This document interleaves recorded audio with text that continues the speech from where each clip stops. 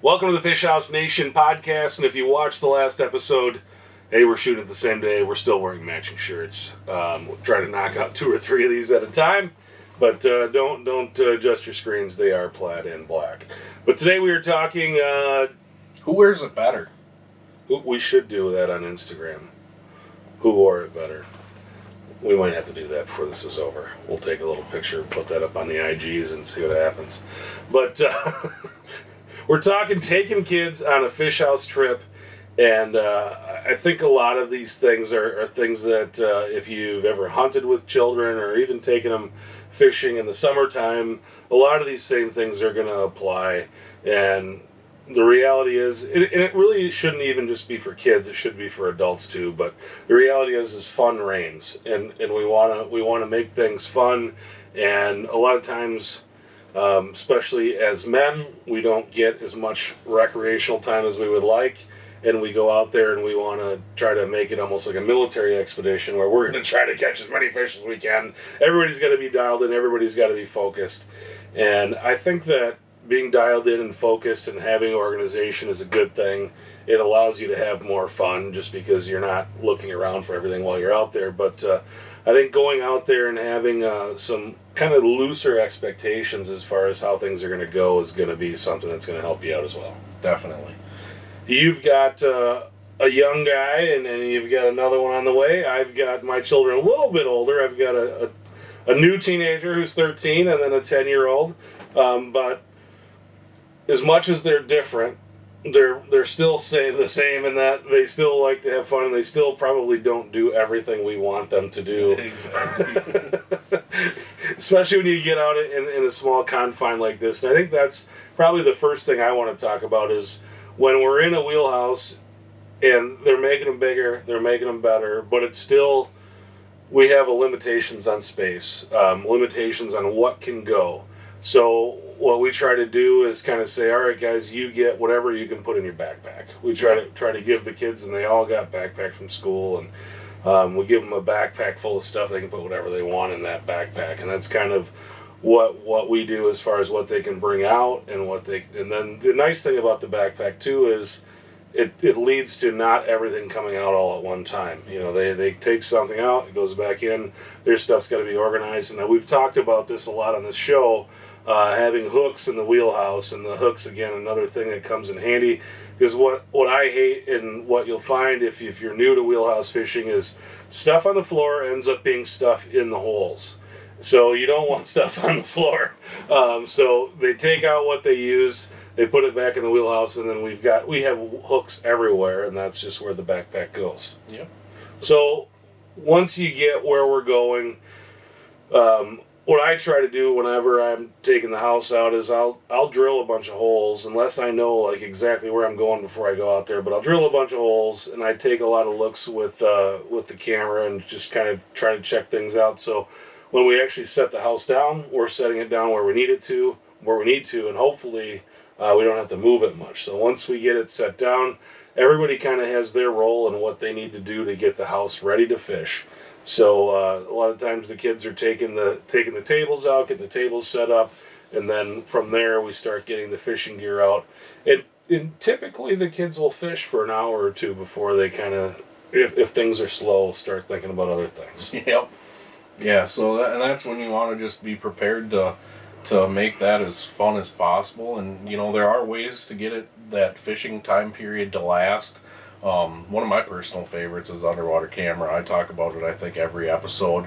When you're in a shack like this, if you got the capabilities to hook it up to the TV, we got a wall-mounted TV up behind us.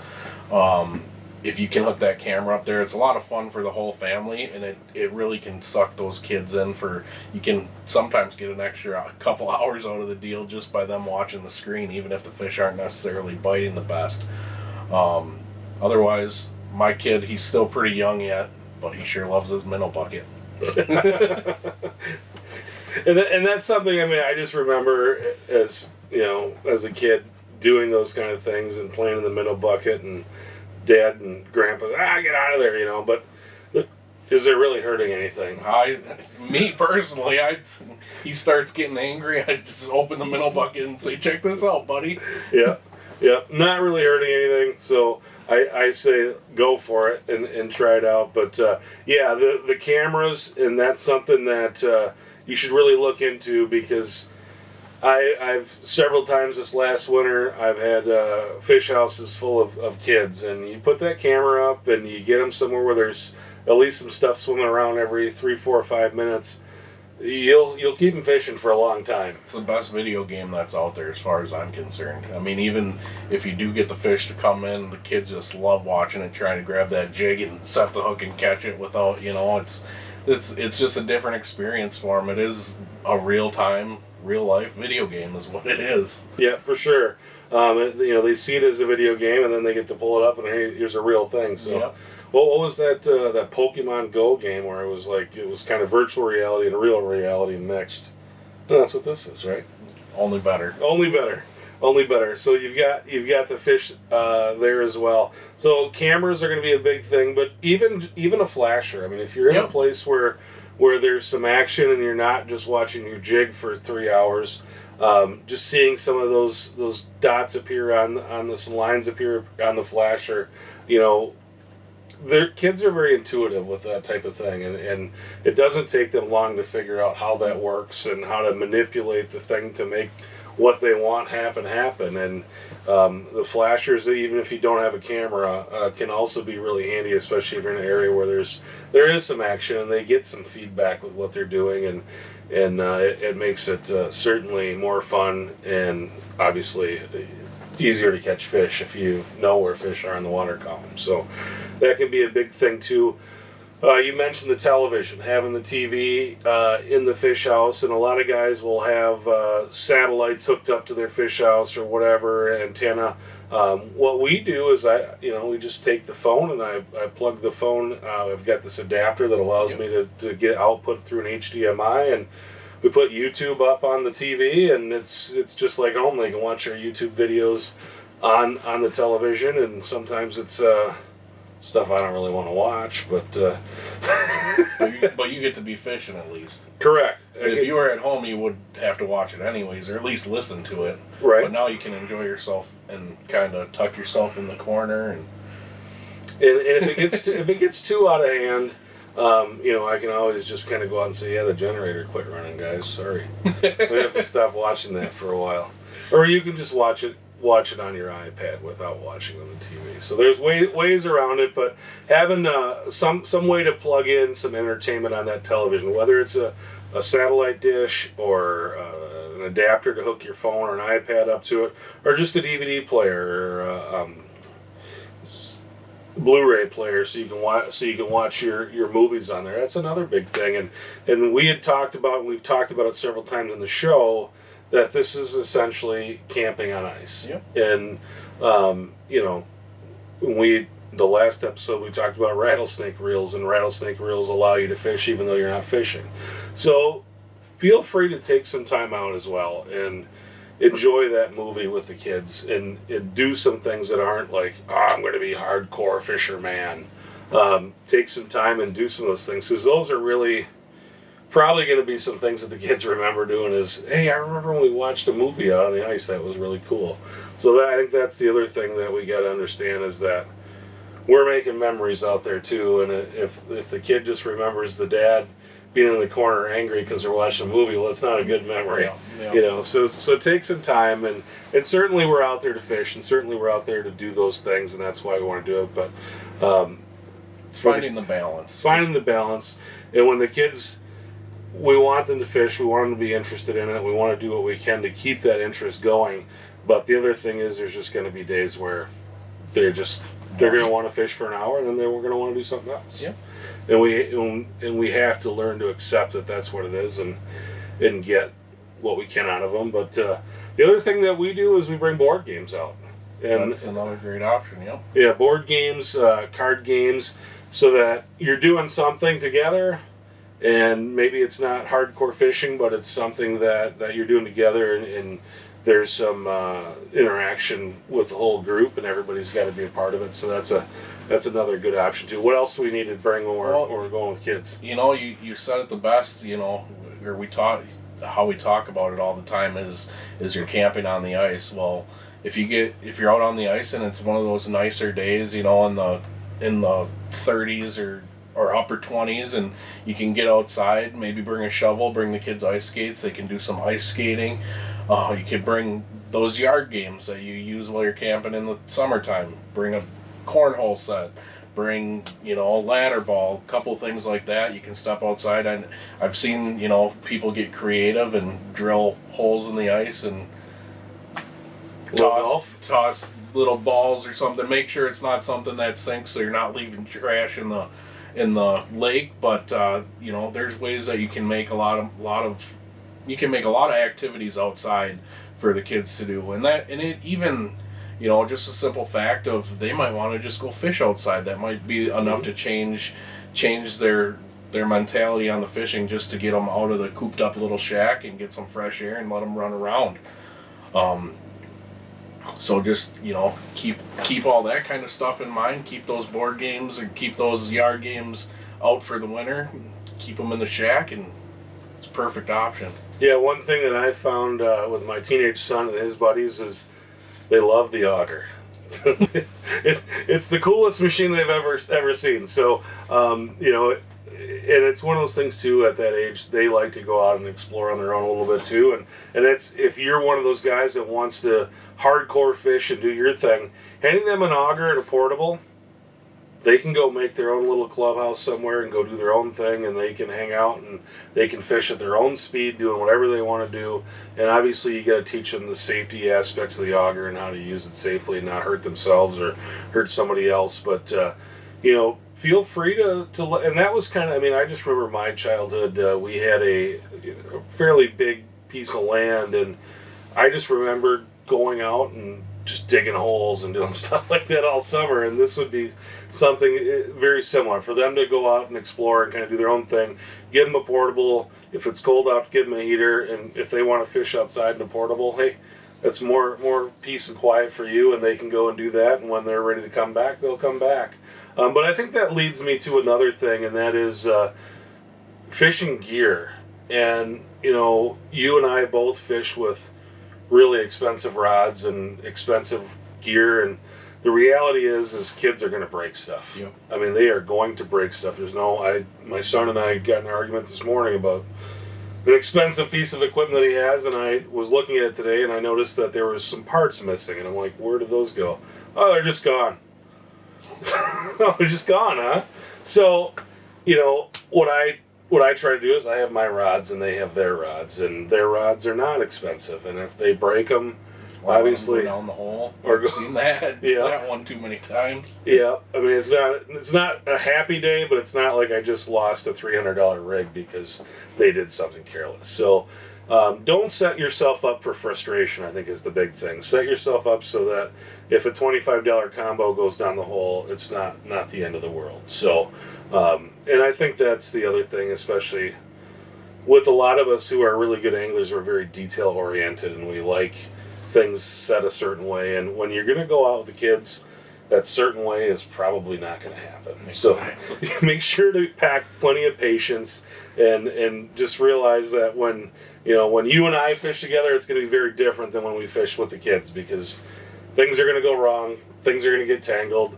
And you just kind of have to put on a happy face and move on. Yep. Well, it's all about at that point, it's like you said earlier, you're creating the memories. You're not catching fish at that point is just a bonus when you got the kids out here, and you just got to keep reminding yourself that no matter, if this is the weekend that I want to go out and go fishing, but the wife says, nope, you got to bring the kid with. Well, you just got to accept the fact that you're not going out there to hardcore fish. You're just out there to have fun and teach your kid how to do what you love to do, and maybe someday they'll be as serious as you, and they'll be dragging you around to do all that stuff when you're too old to be dragging them. And for sure. And I think the other thing that you'll find out when your children become teenagers is that you can never have too much food with you either. Make sure you bring plenty of snacks and plenty of drinks, because they love lots of snacks and lots of drinks, and there's a lot of times where maybe things aren't going so well, but with a kid, if he's got a bag of combos and a Gatorade, You know, he can forgive a lot of bad fishing things as long as there's plenty of snacks. So snacks and drinks are another big thing to make sure you've got along. And you talked about the wife though. That's another thing when a lot of guys go to buy these houses and they want a house, and I kind of feel bad sometimes. I always say guys. There's certainly, and I've run into many of them at the show, a lot of women who drive these purchases too. And they want this because they want to spend time as a family, and they want to go out on a lake and spend time with the husband and the kids, and there are many women who have no problem with going out and fishing hardcore, but there's a lot of them that enjoy those creature comforts, enjoy being warm, but still want to go out and do ice fishing and spend time with their husband and spend time with their children and do these things on the water. But you know, that's something for us men, if we're going to take them out, that, you know, I think that we have to kind of have things set up for them to enjoy as well. Yeah, exactly. Thinking about mainly when it comes to bringing the wife when she wants to come out is being prepared for with a restroom. Yeah. However you decide to set up, I've said before on other podcasts, I like to bring an extra shack and have that kind of set up with a little heater in there just for that purpose. So you can get away from everyone and kind of do what you need to do. And that's obviously if you're really spending the weekend. If you're going out for a few hours or going out for a day, it's a little bit different. You can make different adjustments, but you just gotta, plan accordingly and make sure you keep in mind the missus and the kids and make sure you're prepared for them. All right. There's another family member that tends to get out on the ice. At least I see it, and I've did it this last year, is bringing the old pup out on the ice with you too.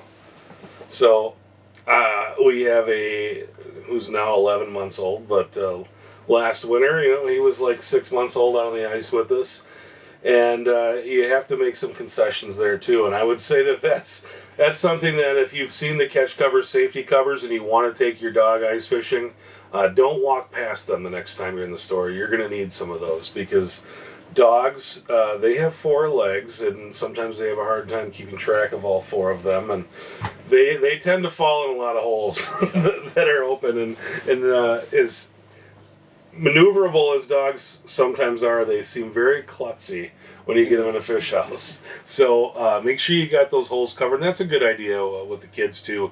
Like, as we were talking earlier, a lot of things end up in the holes. Yep. And if you've got those rattlesnake reels and they're not actually actively jigging in the hole, you gotta have those holes covered, because stuff is gonna fall in them. And if you've got the dog, that's gonna happen as well. And then we'll say even any time with a lot of people in the fish house, you're gonna create a lot of garbage. So you make sure that you're keeping your garbage, and the nice thing about typically when you're ice fishing is it's nice and cold. You can throw those garbage bags in the back of the truck. Everything's going to freeze pretty well for you, and you're not going to create smells. But you want to make sure that you're taking that garbage with you, and if you've got the dog out with you, pick up the dog's mess and put it in the garbage so that people don't have to deal with that when they come in behind you. But the thing that I worry a lot about with taking the dogs out is, the dog, especially at night, you let them out, and sometimes they can get disoriented and you'll lose your dog. And we've got a podcast on that too, if you go back and look in our archives, and just on taking your dog ice fishing. But having a collar or just some way to control that dog is going to be really important, because you don't want your trip to end with, we had to leave, we can't find the dog. So just make sure that he's either well trained or well tied or well e-collared, so that you can get your dog back, food, water, all that type of stuff that they would need. But having that's going to be an important part of your family trip as well. What else you got?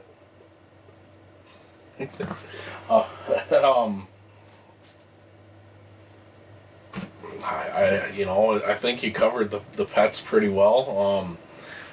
Again, it's just going back to the patience thing, because they're just out there trying to enjoy their time too, and I can guarantee you, when you get your dog in the shack, my dog's 6 years old, whether I get him in the car, get him in the boat, get him in an ice shack, at one point in the day he's going to tangle something up, he's going to cause some sort of havoc. So again, just like the kids, just make sure you bring a lot of patience when you bring them with, but it's all about spending the time with the family as opposed to just going out and catching fish. I mean, it's what it's all about. Yeah, for sure. The dog is going to test your patience as well. But the main thing I would say is, I think if people are buying wheelhouses for the most part, they're planning on doing some stuff with the family. Make sure you set it up and make sure you set time aside.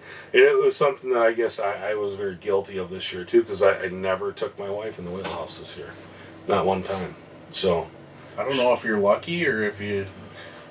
Hopefully Jenny doesn't watch this. shame on me. And it was something that we had talked about all year, is going out and you know, with everything that happened last year, we were both working at home a lot, and I'm like, oh, we should go out sometime and we'll set the desks up and we can just work out on the ice, and it never happened. So I think the main thing and the main takeaway is plan to do it, because if you don't plan to do it and you just kind of wait and expect for it to somehow magically happen, it's probably not. Life always gets too busy if you don't have a set plan. Yeah, so make sure you plan to do it. Head out on the ice with your family. You'll enjoy the wheelhouse more. And if you're the type of person like me who gets something and is always looking for the next thing, taking the family out there and everybody in the family enjoying it is a good way to be able to rationalize the investment for a nicer house or a bigger house. Because if you're not using it and you're not using it as a whole family, it's hard to rationalize that investment. So if you want a nicer house, I say make sure you get everybody involved in it and get it out there, so then it's really easy to have that family meeting and say, guys, we need to maybe invest some more into a better, bigger, better house. So if you like a better, bigger house, make sure that you get the whole crew out there. And again, without planning for it, it doesn't happen. So make sure you do that. For LS Escobedo, I'm Chris Larson. Thanks so much for watching. Thanks so much for listening. We'll talk to you next time. Thanks, guys.